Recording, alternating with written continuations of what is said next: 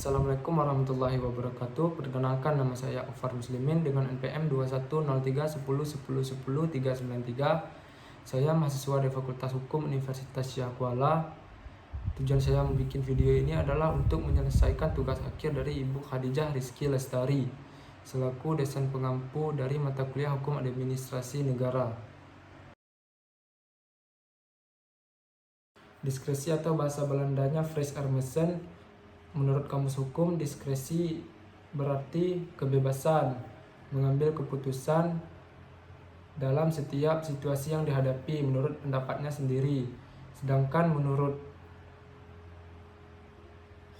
berdasarkan pasal 1 angka 9 Undang-Undang Administrasi Pemerintahan, diskresi adalah keputusan dan atau tindakan yang ditetapkan dan atau dilakukan oleh pejabat pemerintahan untuk mengatasi persoalan konkret yang dihadapi dalam penyelenggaraan pemerintahan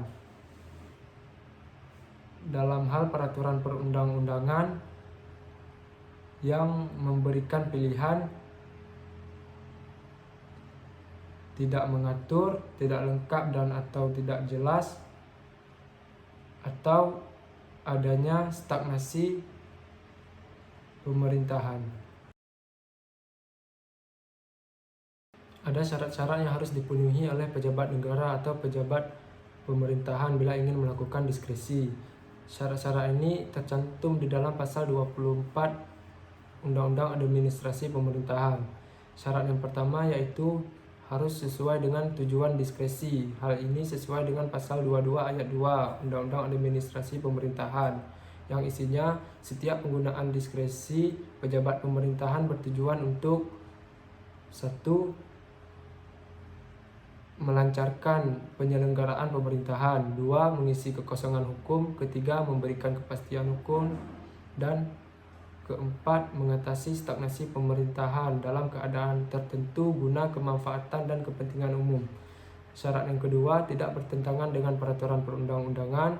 Syarat yang ketiga, harus sesuai dengan azas-azas umum pemerintahan yang baik.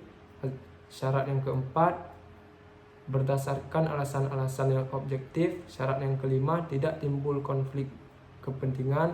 Dan syarat yang keenam, dilakukan dengan itikat yang baik. Dasar hukumnya adalah Undang-Undang Nomor 30 Tahun 2014 tentang Administrasi Pemerintahan.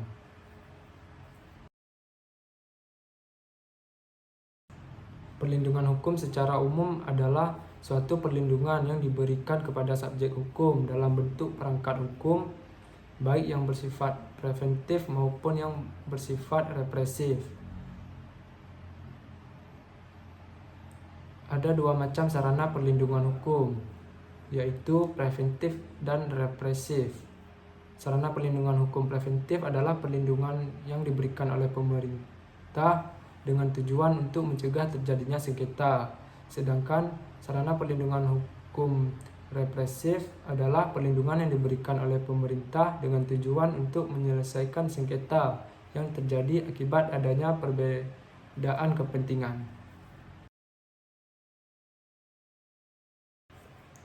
Penyelesaian sengketa administrasi negara terjadi dalam dua tahapan.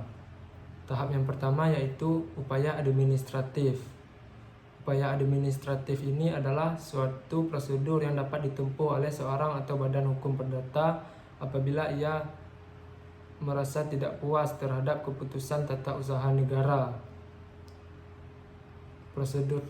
Prosedur tersebut dilaksanakan di lingkungan pemerintahan sendiri yang terdiri dari dua bentuk, yaitu keberatan dan banding administratif.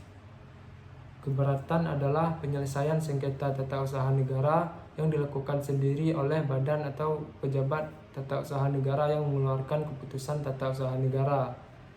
Sedangkan banding administratif adalah penyelesaian sengketa tata usaha negara yang dilakukan oleh instansi atasan atau instansi lain dari badan atau pejabat tata usaha negara yang mengeluarkan keputusan tata usaha negara,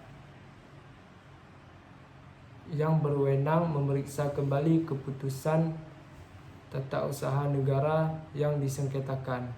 Tahap yang kedua yaitu gugatan melalui pengadilan tata usaha negara.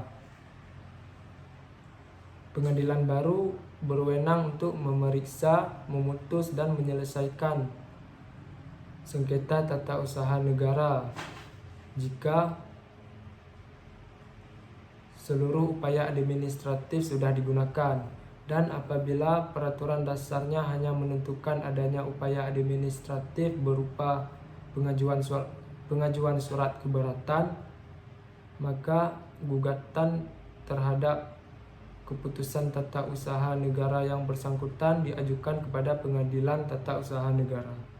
Sekian jawaban dari saya. Wassalamualaikum warahmatullahi wabarakatuh.